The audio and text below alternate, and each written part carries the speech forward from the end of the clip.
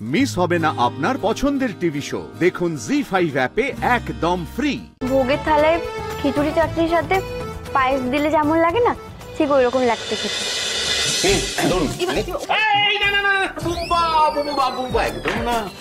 আরে মালা কখনো হাতে হাতে দিতে হয় না। হ্যাঁ শোনা, মালাটা গলায় পরিয়ে দিতে হয়। পরিয়ে দে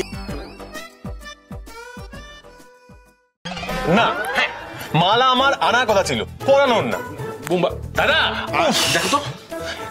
না না, যে ছেলে তার বউয়ের ছবিগুলো যত্ন করে কেটে কেটে এইভাবে সাজায়, আর তার মালা পরাতে এত অসুবিধা? হ্যাঁ হচ্ছে।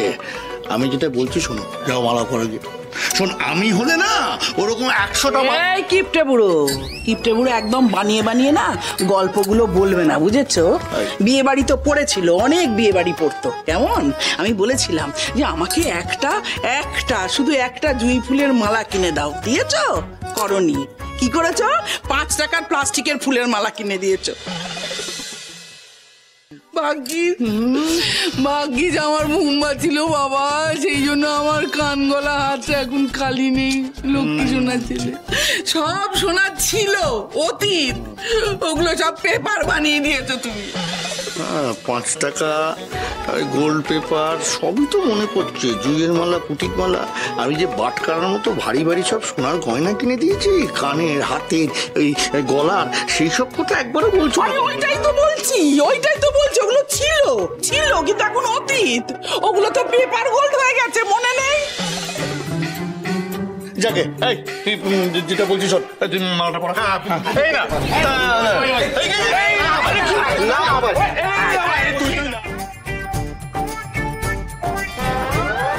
দাদু ভাই, তুই মালাটা পরিয়ে দাও।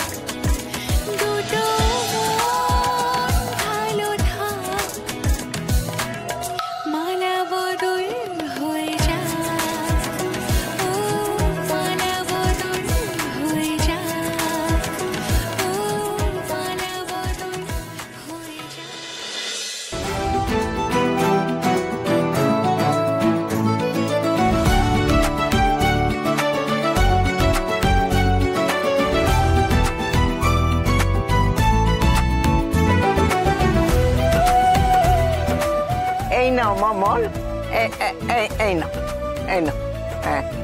জানো তো, আমি মল পরে তোমার দাদুর মনে আমি একবারে নেশা ধরিয়ে দিয়েছিলাম। তুমি এই মলটা পরে দাদু ভাইয়ের ঘরের সামনে ছম ছম ছম ছম করে হাঁটবে, তারপর দাদু ভাইকে ধরে নিয়ে গিয়ে ঘরের ভেতরে খাটের উপর উঠে করে জড়িয়ে ধরে। মা বলছি, মুখে একটু লাগাম দাও, দেখো স্থান কাল পাত্র বুঝে কথা বলো। ও ঠিক আছে, টানলাম।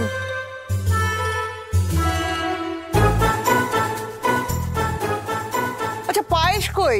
পায়েস ছাড়া কখনো জন্মদিন হয়? পায়েস আন।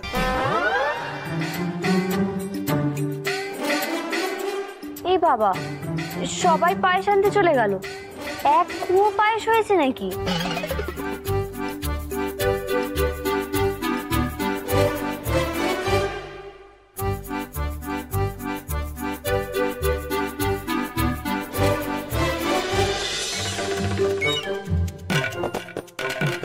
চারজনের পায়েস আমার জন্য করেছে।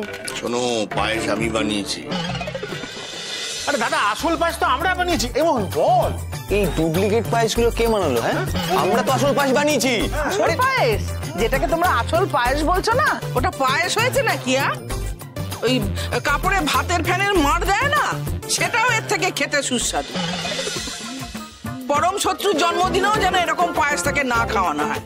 তাই বাবা, আমি ওই ঘটক দিদির জন্য পায়েস রান্না করেছি।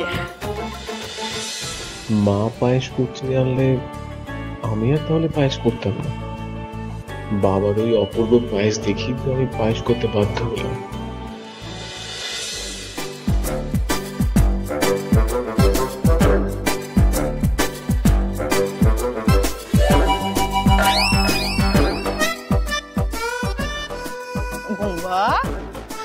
তো দেখছি খুব উন্নতি হয়েছে বাবা, খুব উন্নতি হয়েছে। তুমি কোলাজ রেঁধেছো, পায়েস কাটছো। হ্যাঁ, ওটা উল্টো হবে। ওই হলো। শোনো বড় বৌমা, তোমার ছেলে যে তার বউয়ের জন্মদিনে নিজের হাতে পায়েস করেছেন, তার জন্য তো তোমার খুশি হওয়া উচিত। তার মানে কি হলো, যে তুমি তোমার ছেলেকে সঠিক শিক্ষা দিয়েছো। তো এর জন্য এত রাগ করার কি আছে? হ্যাঁ, তুমি নিজেও তো ভালোবেসে ছেলের বউয়ের জন্য পায়েস করেছো। আচ্ছা বলো তো, এতে কোন্দল করার কি আছে?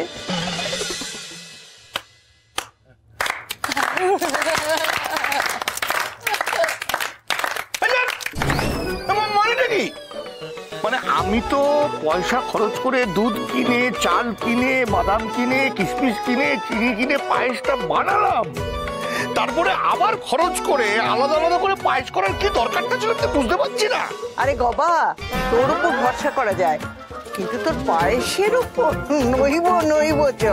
জামাই, তুমি তো আমার দলে ছিলে, তুমি হঠাৎ করে এই যে ছেলে আর ওর মা, হ্যাঁ, ওরা নয় সারা জীবন আমার বিরুদ্ধে, কিন্তু তুমি আমার পেটে ছুটি নয়। আমি পায়েস বানালাম কষ্ট করে, আবার তুমি পায়েস বানালে, এটা সহ্য হয় বলো তো? কষ্ট করে আমি কি হলো? আমি বলছি পায়েস বানাতে পারে না তুমি। আমি তো পায়েস বানাইনি। বাবার পায়েস খেয়ে 3 মিনিট অজ্ঞান থাকার পরে যখন আমার জ্ঞান ফিরল, তখন আমার বাঁ হাতটি অটোমেটিক্যালি পকেটের ভেতর ঢুকে গেল। পকেটের ভেতর থেকে ফোনটা বার করলো আর অনলাইনে পায়েস অর্ডার দিয়ে দিল। এটা আমার দোষ নয় বাবা, এটা আমার হাতের দোষ। তার মানে কি দাঁড়ালো? যে ঘটক দিদি এই 3 জনের বানানো পায়েস খাবে, আমারটা খাবে না, তাই তো? বাহ বাহ বাহ বাহ বাহ। এক মিনিট। আমি তো বুঝতেই পারছি না, বারবার কেন হাততালি দিচ্ছে? আমি বুঝতে পারছি না, আমি হাততালি দেবো বলে সবাই হাততালি দেবে? তুমি এরকম করে কেন বলছো? তোমরা এত ভালোবেসে প্রত্যেকে আমার জন্য পায়েস বানিয়েছো, আমি সবার বানানো পায়েসটাই খাবো, কিন্তু সবার প্রথমে তুমি আমাকে খাইয়ে দাও।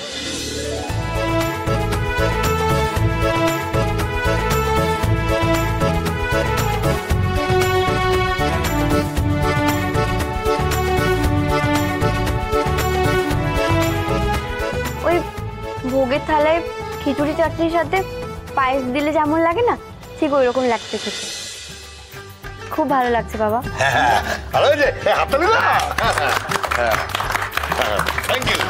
জি5 ডাউনলোড করুন আর সব এপিসোড দেখুন একদম ফ্রি।